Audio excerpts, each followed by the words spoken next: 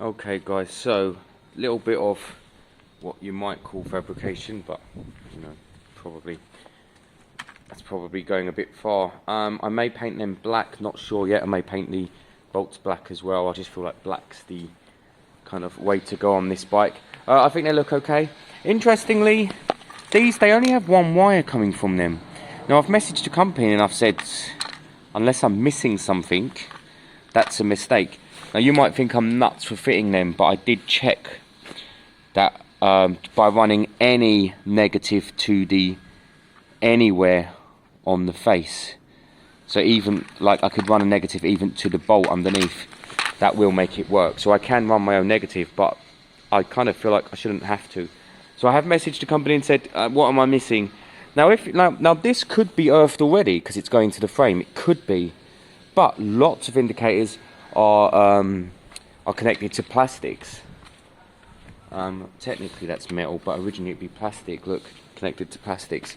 So I don't think it's a plastic. I don't think it's a design.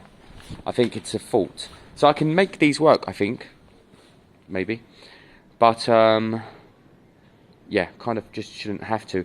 It's going to be a right pain in the arse with the front ones because you've got to kind of do it all again, really. But I might make it work. It kind of should have them all round. I've got them. They're nice. They're metal. They seem quite solid. These things are crap junk. So I think I will switch them over at some point. I think the battery, I mean, I fully charged the battery and it seems to have given up, and the fuse hasn't gone or anything. So, and the big battery did show me that the indicator worked. This one didn't. So I think the battery's had it. It's a Tanya battery. To be fair, I think I'm going to check my eBay, but I think Sultan bought this a couple of months ago. But because he's had it sitting in the bike and I think it's died, but it shouldn't. You know, it should be fine for at least a year. But if I didn't buy it, I can't write to them, can I? So, and Sultan's, I don't know where Sultan is. So, I might have to bite the bullet on this one. I'm going to make the profit on top of what Sultan paid. He paid 400, I believe. But between me and John, actually, we'll make the profit on top. So, I can put it in to get a little bit more out. Right, what's next? Technically, I can kind of bolt down the rear end. I think what I really should do is put fuel in, make sure this tank is, you know, accepting fuel, make sure it's storing fuel, holding it, and then get this thing fired up. But, saying that, we're missing one small-ish issue. Exhaust pipe. Alright, that's fine. That gives me a kick up the arse to go and get the exhaust pipe done. We've got the actual end can here. I've shown you that already. Now, I've had this. This is the new end can, and that's fine. I've used them before. Now, I've had this, which is a baffle, which has kind of mixed reviews online about. Some people say it's junk. Some people say it's fine. Now, they go in kind of like this. Right, come on, get in there, like that. Although the actual baffle is in there, but when you take that out, the original baffle, that one, this one goes in. So I might have to play with which one sounds better. Although, problem is, guys, that, let's be honest, this is a straight pipe. I can pull this baffle out, I can wrap it a little bit more, I can do all that. It don't matter. This is a straight pipe, and considering I'm going from a thin end, which is this one, to a fat end, it's going to grenade it like the Harley does. I might try both sides quickly to see if the sound's better. So I think the plan is to, I might put the exhaust on just kind of hand tight, get the fuel in, fire it up. It's going to be stupidly loud. I might see if that exhaust sounds different, small end or rear end, although you can't really do anything about it, even if it is. So actually I should probably just get it all mocked up and done and wrapped and ready to go back on the bike fully. I think that's the plan. Right, so that I'm not constantly going, ta-da, there you go. I'm going to show you what I'm going to do with the exhaust, because it's always a bit of a pain with these things. The exhausts, ideally, would always have a clamp down section. This should be cut and clampable. and it's not. So what I'm going to do is I'm going to drill a hole at the top and the bottom. It is a tight fit anyway. It's a tight fit anyway. I'm going to use rivets, 2 rivets, top and bottom, gum, just to make sure it's fully sealed, and then I'm wrapping over the top anyway. So this exhaust will be good and solid and ready to go. But it's not that easy, guys. So yeah, if you're ever wondering, it's not that simple. You have to kind of work out how to fit them properly full time and be safe. You don't want them flying off. And even then, when you've got it on, it sounds like you haven't anyway. So, you know, don't expect too much out of these. So that's what I'm going to do right now. So actually, in an hour or so, we will have an exhaust on this bike. So we should be able to at least fire it up. My idea would be to get all the rear wired up, get the seat maybe even, well, at least sat down. I'm not too fussed if it's bolted yet. And then we're at the stage where we can kick it. It might have both indicators. It should have the rear lights. We've kind of tested that. And we should have a seat on the back. We might even be able to take it for a quick spin. So I'm going to keep going at that. It's simple. It's 2 holes through there. Then line it up on the actual exhaust where I want it, 2 holes through there. And then we'll rivet it on. But of course we'll put some gum paste on and around first. And then I'm going to be wrapping it with a black wrap just to kind of give it a bit more protection. And I have painted that downpipe to give it a bit more protection from rust as well. So we're looking okay at this stage. I mean, the bike just looks a bit bog standard at the moment and not quite ready, but I think in a couple of hours time, I think we're going to have a bike that looks way more ready than it does at the moment. Okay guys, so the white stuff is gum. The rivets are there, and then I'm going to wrap it from here all the way to the top. It's going to be a dry wrap on this occasion because I haven't got any water. I could Pepsi Max it. It's a black wrap, so it's not really there for looks. I think it's just, I mean, to be fair, you could get away with that. But I like a bit of wrap, it just cleans it all up. So I'm probably going to wrap it and throw that on. While I'm here and I've got nothing in the way, I'm going to give the engine a bit of a clean. You know, just neaten it up a tiny little bit. And yeah, we're looking really good. So quick wipe down, wrap back on, and we should be looking at a start up in the next half an hour or so. This is good, this is exciting. So there's your exhaust, on and good, solid, great. I want to put some fuel in now, guys. I want to make sure it's holding fuel. That's the first thing. So I'm going to tip some fuel in. We'll make sure it's holding at this stage, and then we'll look at a quick start up. Right, tap is on off because there's no fuel pipe on it yet.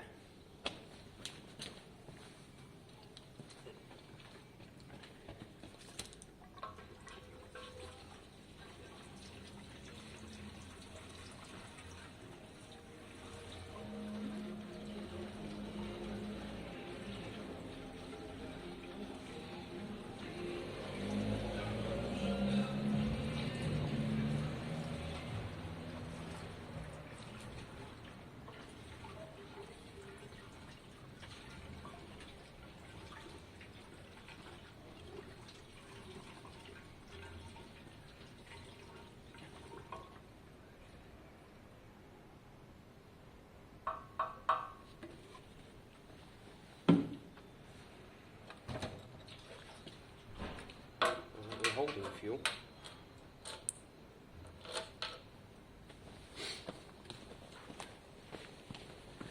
Great, so we're holding fuel. Let me put a bit of fuel pipe on to the carb, of course, and I'm going to go for a start up. This is great, actually. Yeah, let's get it done.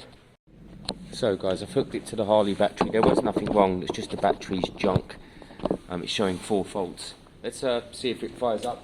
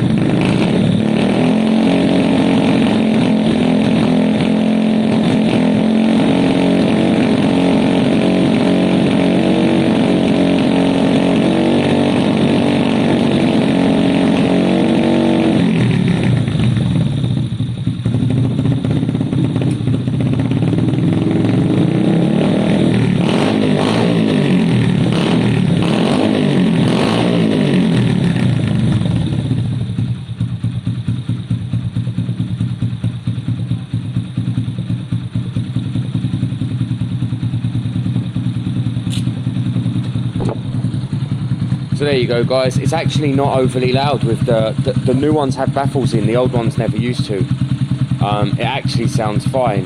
You'll see bits of smoke coming off the fiberglass, that's very normal. The rear right indicator worked from the earthing of the frame. One moment, let me go rear right, look.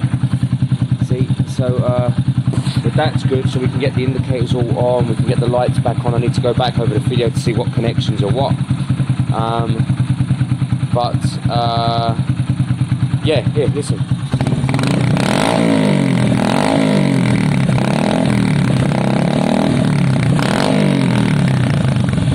So yeah, it has a note to it, definitely, you know, it definitely has a tone to it, but it's nothing shocking, no horn, nothing shocking at all. So that's great news. So we need a battery. I've got a horn in there for this bike, a brand new one. It needs a battery. I don't know what time it is. I think I'm going to get all the rear lighting hooked up and then get the seat bolted on, actually, because then, if we're lucky, this could be MOTable next week, although the rear wheel, that's really annoying. I wonder if I should pull it in and hope that they don't notice. They're gonna notice though, aren't they? Very frustrating. I mean, it might be something that I can potentially do here using crowbars and all, but oh, it's a pain in the arse, guys. It really is. I'll work it out, but ultimately this is the time to check, make sure the EGR isn't blowing anything out. Make sure that's blocked off on the inlet. The air filter one is blocked off. It actually sounds great.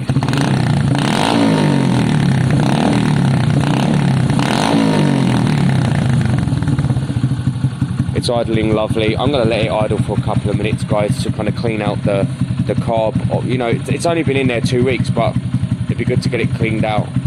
And yeah, I'm going to go back to the rear lighting, get that set up, and maybe even bolt down the seat, so that, like I said, this is close to MOTable. What I might have to do is take it up to them. I might have to try and blag it, see if they don't notice. If they do notice, get them to switch it over. Okay, so technically the rear end is kind of buttoned up and secured now. It's all fastened. I think it's straight. The actual bracket itself isn't too centered, but everything else is, if that makes sense.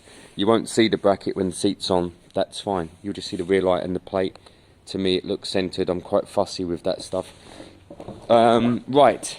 So, what's next? I might as well bolt the seat on. I'm actually at the stage where I can. So I'll bolt the seat on. What battery is this for my reference? It's really annoying that this is...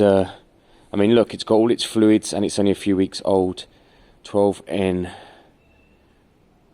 5.5, 5.8 AH. I mean, it's thin and junk anyway. It's crap, but I think I'm gonna get a better one. I'll get a gel one. Can't stand these constant dead £20 batteries. If I can get through to Sultan, I might get him to just tell him and get them to do it. The other thing I forgot to tell you guys is that you need a reflector at the back of the bike. You can get these tiny little round ones. I think I have one in there, and that's enough. You put a little round one on the number plate, that's enough. Okay, so we're kind of down to the nitty gritty here. I'm just looking to see if I can clean up the rear guard enough for it to be usable. I do prefer the clean look. I'm gonna, once I've painted and put the front guard back on, I might leave it, I might not put the guard on. I don't think it's needed for MOT, but if I can clean it up and get it nice and shiny, at the moment I'll put a bit of fuel on it to clean it, and then I'll put some back to black on it and see if it is okay. Then I will put it on if it's good. Right, what's next? I think kind of my aim at the moment is to do the basics in regards to I basically want to get it MOT'd, you see, and then I don't mind doing some of the other aesthetics around it. So What's next? I'm layering that up with paint. That can go back on if needed. Front is fine blue for MOT purposes only, and then it can go black. You know what I do want to do? I want to put gaiters on the front. Actually, I've got some fork gaiters, so I'll be dropping the forks at some point next week and doing that. Exhaust is done, nipped, and all good to go. Wow. There's not much left. I could throw the seat on now and get it buttoned up, actually. That's probably a good idea. I do need to think about how I need to look at the rules. I think if you have a strap, then you don't need the pegs. I'm gonna look up the rules now, or I need to block off the rear seat with a box or something. That's easy enough to do. So layering that up, I'll give that a quick clean and some back to black. And wow. Well, I mean, next week this bike will be a bike on the button, won't it? Okay, I need a to-do list. Right, for next week.